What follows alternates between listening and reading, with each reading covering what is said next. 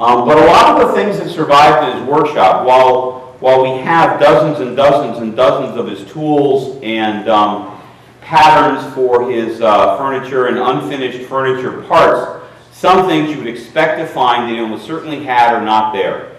There are no, the only hammer in his shop is a shoemaker's hammer. We know he was a shoemaker, but no carpenter's claw hammer, no mallets survived in the shop.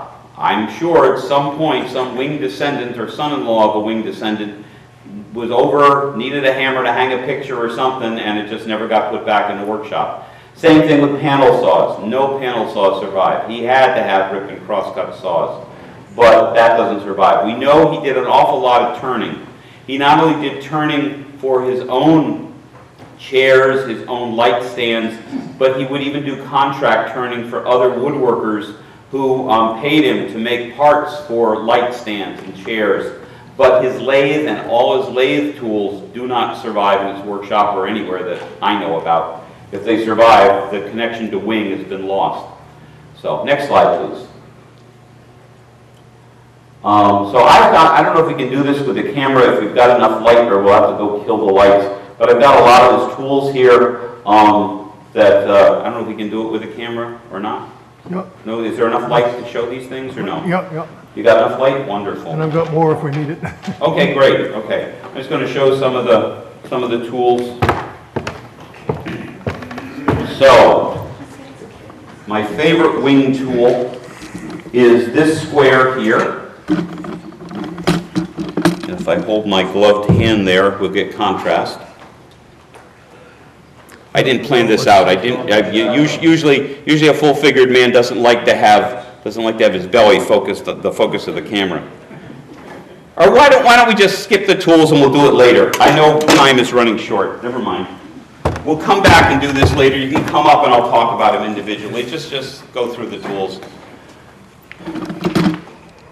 If this isn't going to work, it's not going to work. Sorry, we didn't rehearse this very well, obviously. So next slide, please. Let's just skip through the tools, and I'll talk about them as individual tools until we get to something else. Some of my photographs up, but I've got all the tools here and then some, so.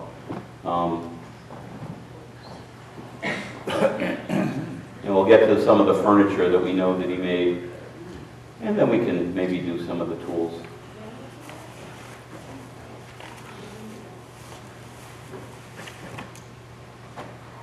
Okay, so let's go back a couple. So again, he spent a lot of his time, you can go forward, he spent a lot of his time making furniture, bureaus, coffins, light stands were a big thing, lots and lots of different styles of bedsteads. Pencil post beds, low post beds, cots, press beds, beds that fold up, cradles, tables of various styles and sizes and materials. Next slide, please. He made clocks, not the works, but the cabinets for hat blocks, stair banisters, and parts for stairs in the meeting house, wooden rakes. Next slide. He even made whaleboats. He charged $39 for his boats. And he'd also make the oars. They were separate. He did a lot of window sash work. And we get to the tools. He's got a couple shooting boards. But his sash planes do not survive in his shop for some reason. Next slide, please. Most of his furniture has not survived, or it survived because, as Norm was saying, most people who are doing bespoke work don't sign their furniture, don't sign the things they make. The people that tended to sign things were people that were into manufacturing and wanted their name out there and were trying to be more business-like and not just go by word of mouth and people that knew you and personal connections. We have one chair that is a really cruddy chair. And if you look at the back leg, which I will, since I have laser power, will point to, you'll see is sticking way up in the air. See the shadow?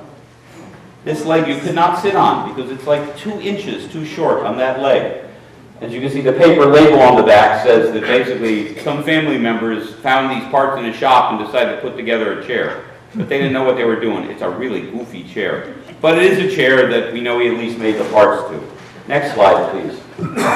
We do have a chair that is not signed by Wing, but we acquired it for our collection a number of years ago. And this is a nicely made chair that Wing himself put together.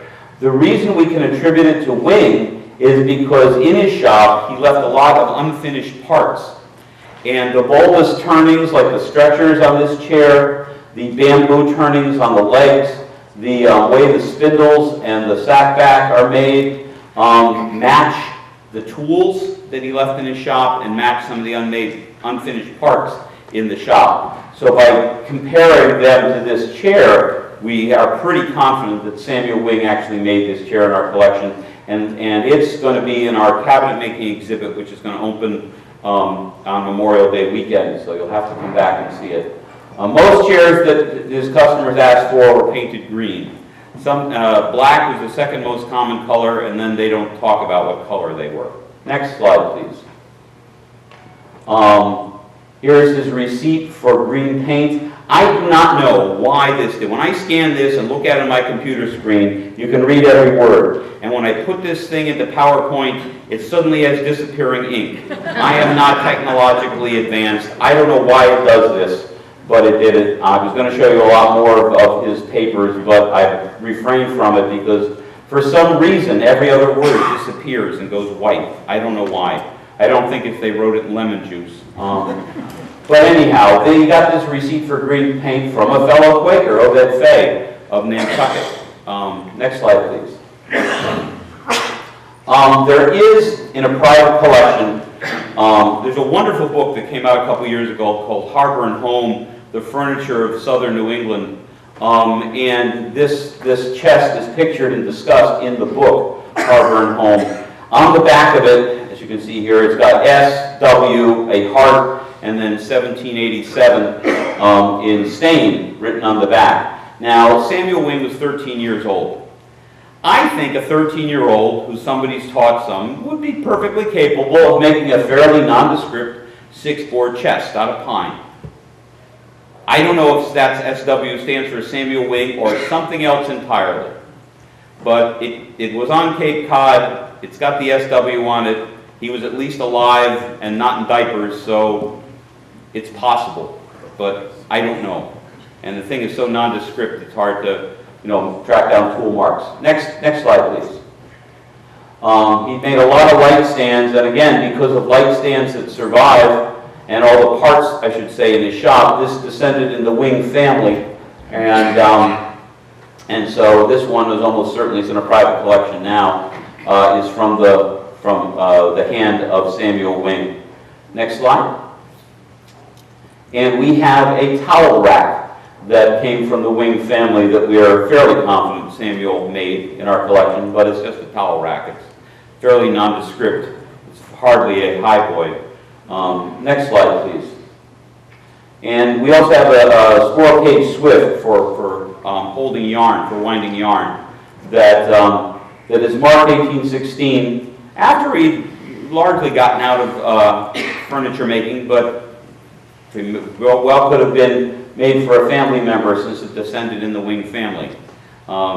Just because you got the tools doesn't mean you can't say to your wife, no, I'm not going to make you a swift, just have the girls stand there with their hands out. So, next slide, please. And we have a trunk that he made. He made trunks for other people for pay, and this one came through the family. It's got his initials on it, and it's lined with an 1823 newspaper. And so it's almost certainly Samuel Wing's trunk from his hand and his personal property. Next slide, please. And so, if not quite a time capsule, it's not like it was frozen in time and no one ever went in the workshop like it was covered in ash by Mount Vesuvius. It's still quite a treasure trove that gives us a lot of information how cabinet makers worked in early New England. Next slide, please. So again, there's another image of who I think is certainly his heir, Stephen Rogers Wing, and his wife. In 1848, Samuel Wing deeded most of his property to his youngest son. That's the way they did it at the time. There is no primogeniture, which means you leave everything to the oldest son. There's no entail, which means you leave the estate intact. in New England. That's an Old English thing. In fact, in America, especially by the 18th and 19th century, the social expected norm was to provide equally for all your children, the males and the females. Of course, you had to do that differently for each child, and usually the youngest son or the husband of the youngest daughter was the one you ended up leaving the house and what was left of the farm to, most of your property, because they're the ones that are going to take care of you in your old age. That was your Social Security, that was your retirement in early America. And that's the thing you see happening over and over and over again when you look at the historical record. Next slide, please. And so Samuel Wing passed away a little shy of his 80th birthday in 1854, and another shot of his gravestone.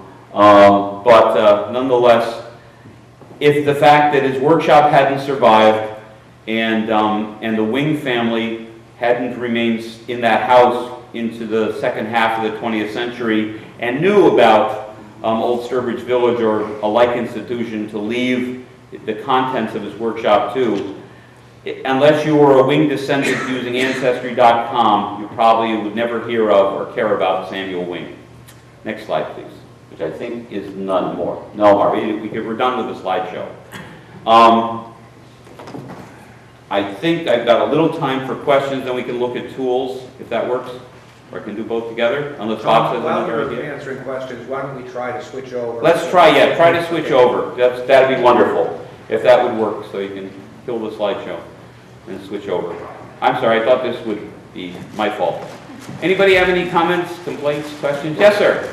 When I first heard about Samuel Wing about 20 years ago, I believe there was talk about his having made some tools, or at least some of his own. Yeah, that's what I'm hoping to be able to talk about when we get the technology adapted. Almost all the tools here, except for one or two, that are just a sample from the tools that we have of his, are made by his own hand. He did not make all his own tools. Some are made by other people.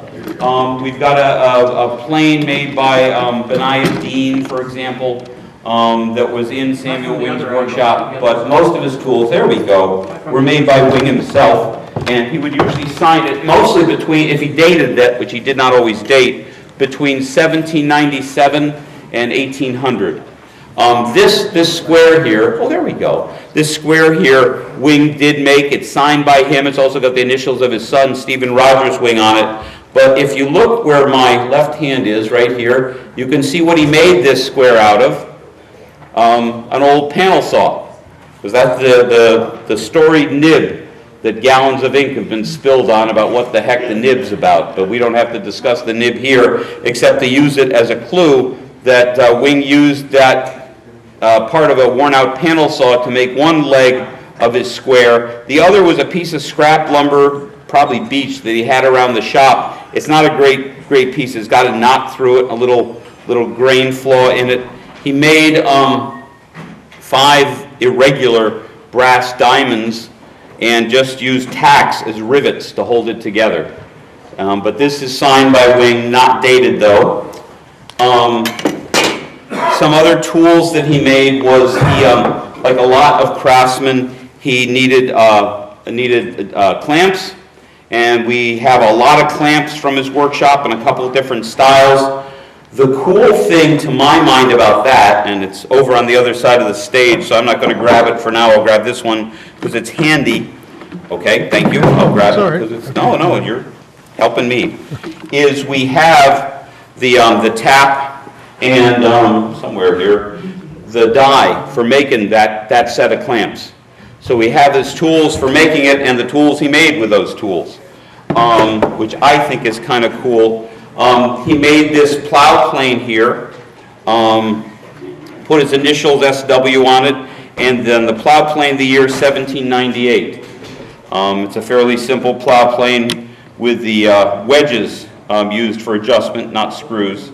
There is a thumb screw here for depth, but for the fence, it's just wedged in place.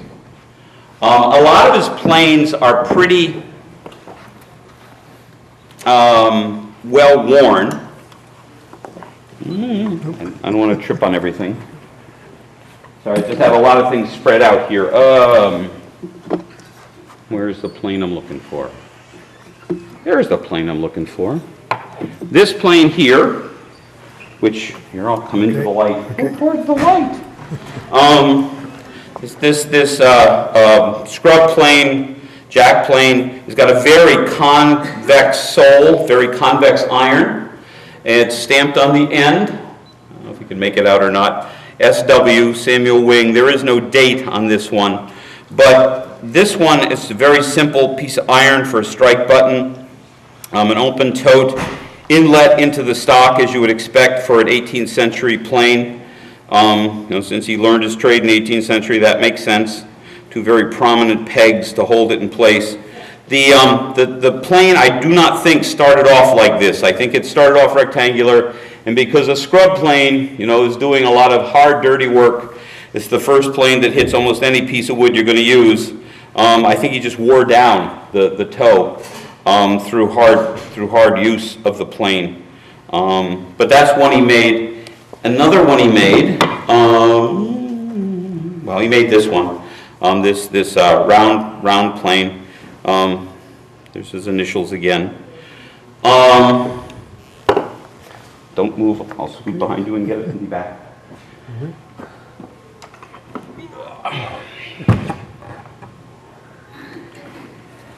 He made this four-plane out of lignum vitae, but a really cruddy piece of lignum vitae. He did stamp it on the end with his initials, SW, and the year 1797. Oh, you can see it. Look at that. The wonders of technology. But because it's lignum vitae and so blessed hard and heavy, believe me, he did not inlet the tote. He just screwed the tote onto the top. But it's got a big knot here that's starting to crack. It's got a big knot here. The whole thing opened up with a big check there. It's actually blown out from this grain flaw here at the throat. It's actually starting to crack, or had cracked many, many decades ago across here, check opening up here. And I don't know if you can make this out on the camera or not. Well, if I hold it like this, you might. No, you can't. You got to take my word for it. It's got a distinct curve to it. Maybe that'll work. Yeah, there you go. Yeah, there you go. It's not for planing around corners. It's warped. Yeah, it's for making hockey sticks. No, we don't have any evidence he did that. He made this panel gauge, which is a nice piece, with a wedge for adjusting the fence and the knife. I don't know where he got the little roller, but he did from somewhere. One of the cool things about the wing shop is that a lot of the patterns for things he made survive. So this pattern for the end of a knife box. I didn't bring everything. A couple of different patterns for chair seats. He's got patterns for making the bonnet, the top of a tall case clock, which we do know he made those. He made an awful lot of light stands, and we have several unfinished legs from light stands, and some unfinished posts, pillars, from light stands. And this is something he not only made, but cranked out these pillars and sold them to other woodworkers. Crest rail for a chair. The pattern, not the crest rail. He'd tack up little sticks across joists over in the attic floor joist, and make little cubbies up there where he'd slide these things in, and kept his patterns and his odd stuff up there. One piece of furniture we know he made that I did not show you in the slide was this boot jack, very nondescript piece of furniture. And not only was it in his workshop that we know he made it, but we have the pattern that he used to make it from, which I think is really cool. But I'm easily impressed. He did do decorative carving. Some of the tables we were asked for were Pembroke tables, and this is a very Chippendale style claw foot, no ball in the claw. But several of these mahogany legs carved out.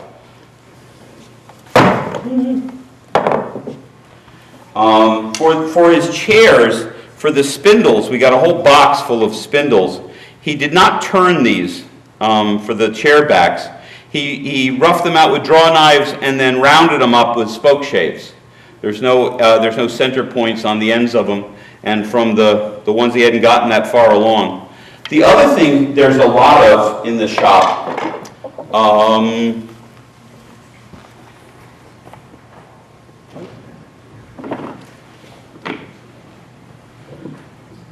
were the bow backs for Windsor chairs. We've got several bending jigs that he had for splats in the backs of ladder back chairs, and but the bow backs for the Windsors, the way he kept these once he steamed them and bent them, he kept them in place till they took the bend by tacking them in place. And there's little rusty tack holes in the center, right there, and on the ends.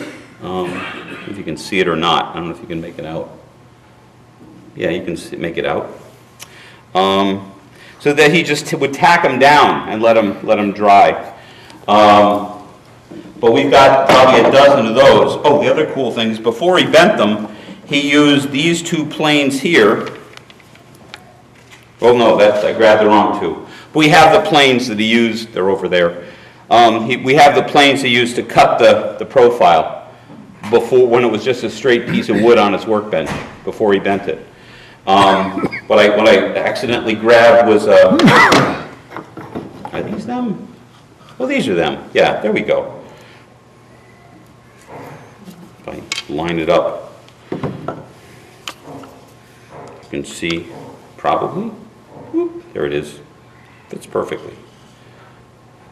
I'm doing it backwards, so I don't actually cut it. In my clumsy way, I probably would. But anyhow, we have that. This is a pair of matched hollow and round planes that he made that are signed by him. So we have a lot. We have shooting sticks. You can move the camera around, pick them up. The shooting sticks here are these boards that are meant to hold parts for window sash. It's fine to take a stick, put it on your bench, run your sash plane over it to do one profile, but then when you need to do the other profile, you have to have something to hold it in place. So having a concave board to that profile for your window sash parts, you can have it in place and then nice and secure, run your plane over to cut the other side of the muttons of your window sash. Let me scoot over here.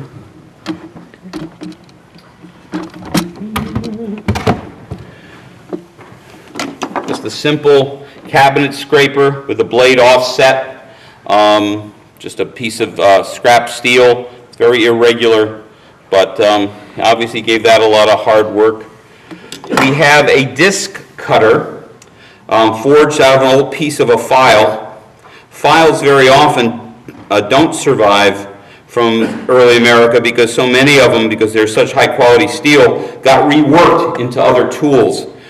We don't know what the disc cutter was used for. He could have very likely, the way it's set up, made plugs in veneer with it, or he could have used it to cut leather washers for pumps, which is another possibility.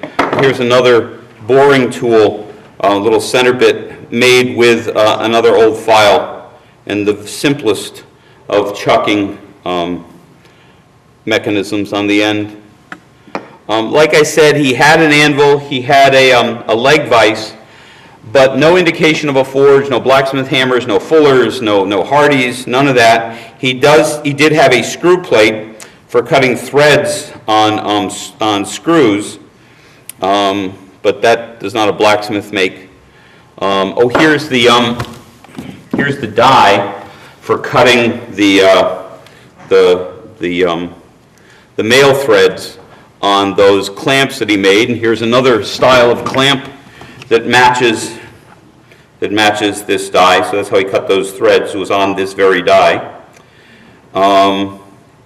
He also made the screws for his workbench, and that larger tap I picked up before is the tap he used for his workbench screws, and we have the die for that one, matching that one.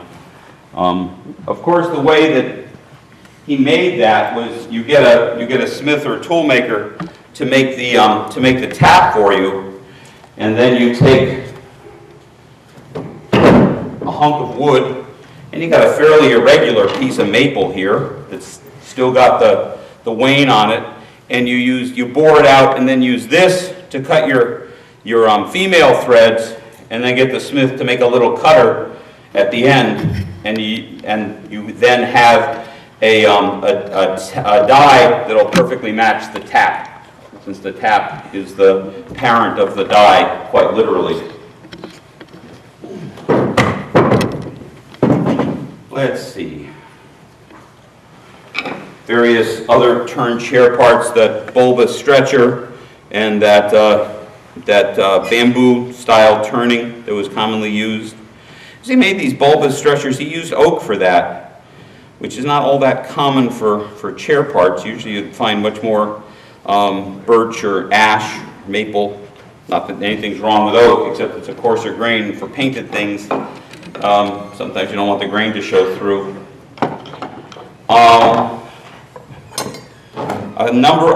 A couple of his rasps survive, and again, because they're good steel, a lot of times rasps don't survive. These both have British makers' marks on them, Cottrell and Benjamin Greaves.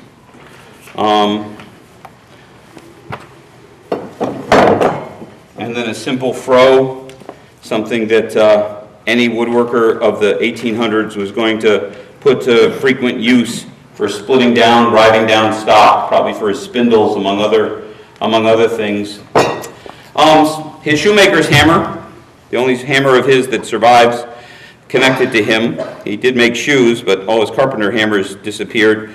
But the shoemaker hammer stayed, and this edge stick that he was used for smoothing out the edges of the soles and the heels of the shoes he made.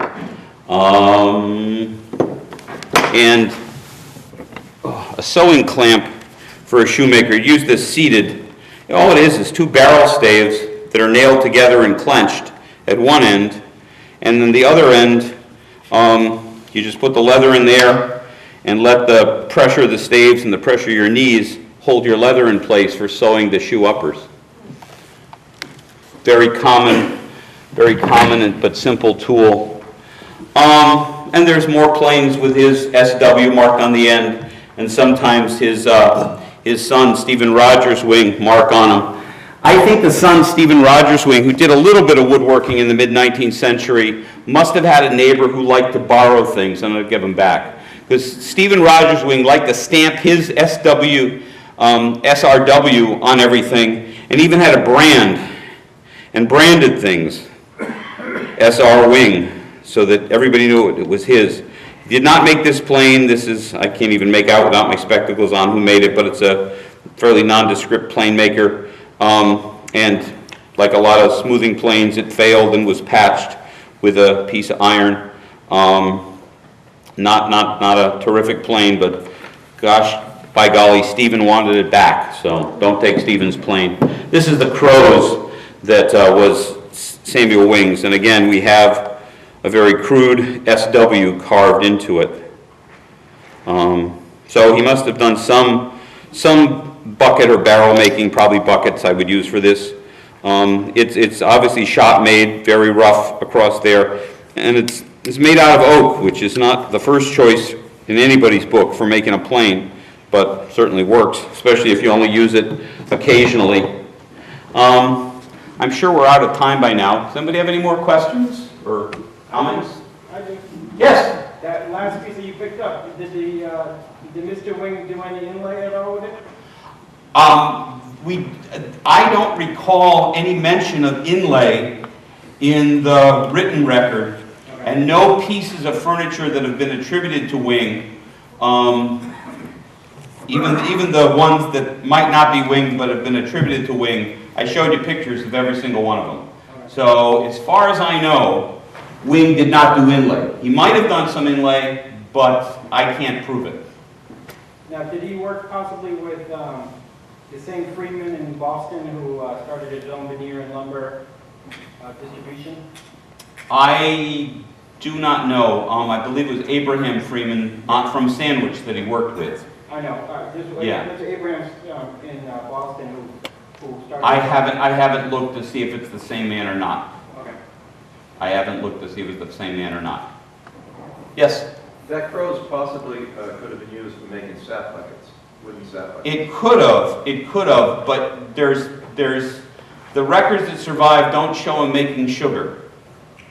And so he could have used it to make sap buckets, but there's not a lot of evidence that he was making sap. Not most early New Englanders did not make a lot of sugar, because especially if you're in a coastal area and can get cane sugar shipped in, it was cheaper than maple sugar. When you're in a remote area and have to have the sugar shipped in over a lot of roads, then the maple sugar might have been competitive, unless you were really trying to make a statement against slavery. So it's possible.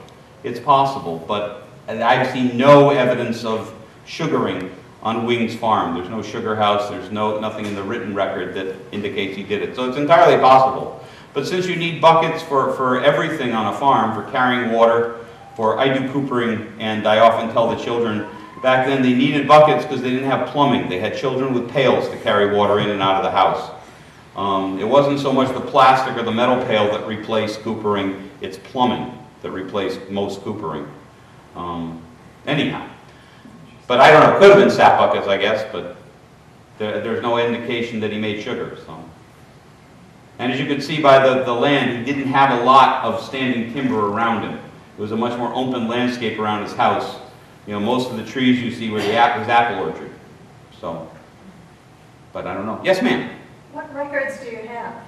What records we have at Old Sturbridge Village are assorted letters, receipts, notes, meaning financial notes, you know, money owed him. A lot of them are dunning letters. A lot of them are letters related to the textile mill. Oh, I'm sorry, my daughter can't come to work for you in the mill. I know you wanted me to come for work for you in the mill, but I'm not feeling well. No, I can't come to work in the mill. Yes, I'll come to work in the mill, but I can't come this fall. Those kind of letters. A lot of letters are back and forth about money owed. Early America, as you're probably well aware, was a very, very, very cash-poor society. There was not much hold-in-your-hand money. And so most of the business was done with theoretical money, like we do today, but we have computers to keep track of it.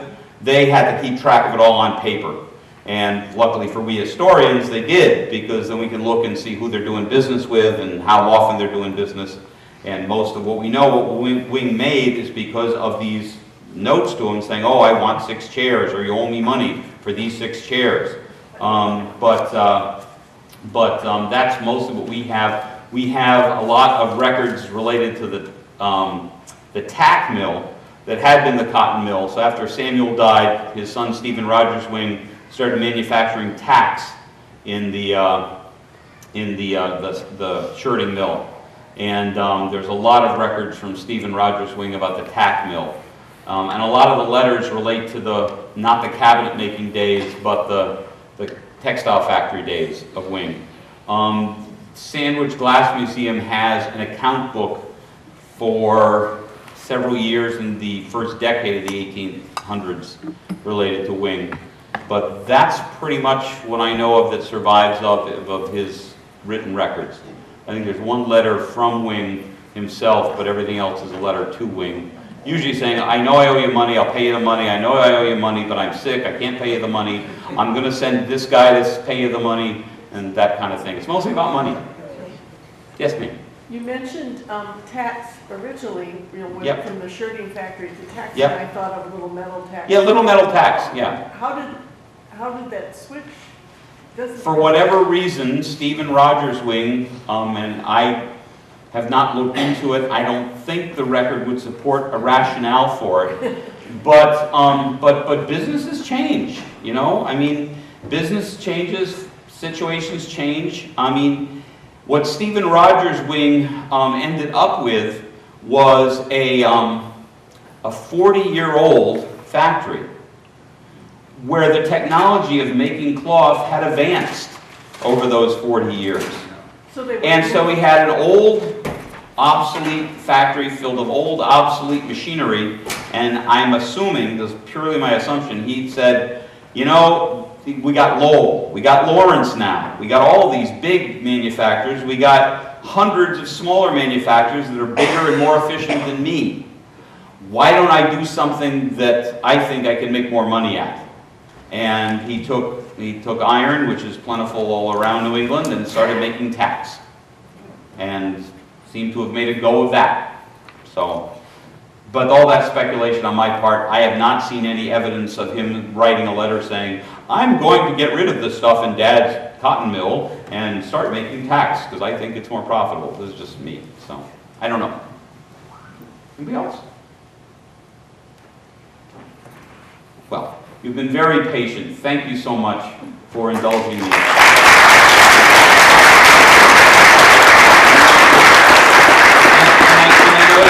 Ready for the auction and for dinner, but if anybody would like to come forward, and I can't ask you to hold the tools, but if you want to look at them, feel free to come up, and then I got to pack them away. So, Good job, Tom. Thank you so much.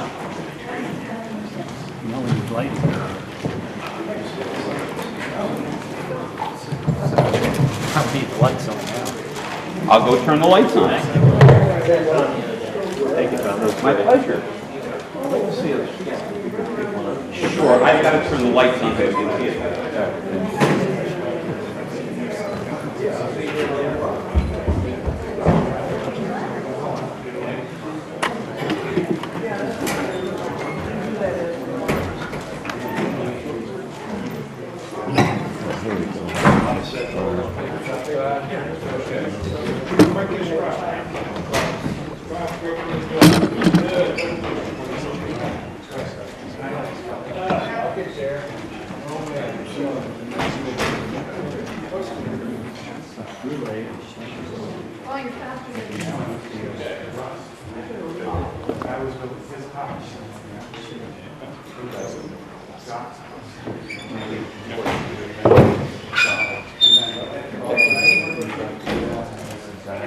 Oh, my pleasure. Thank you very much.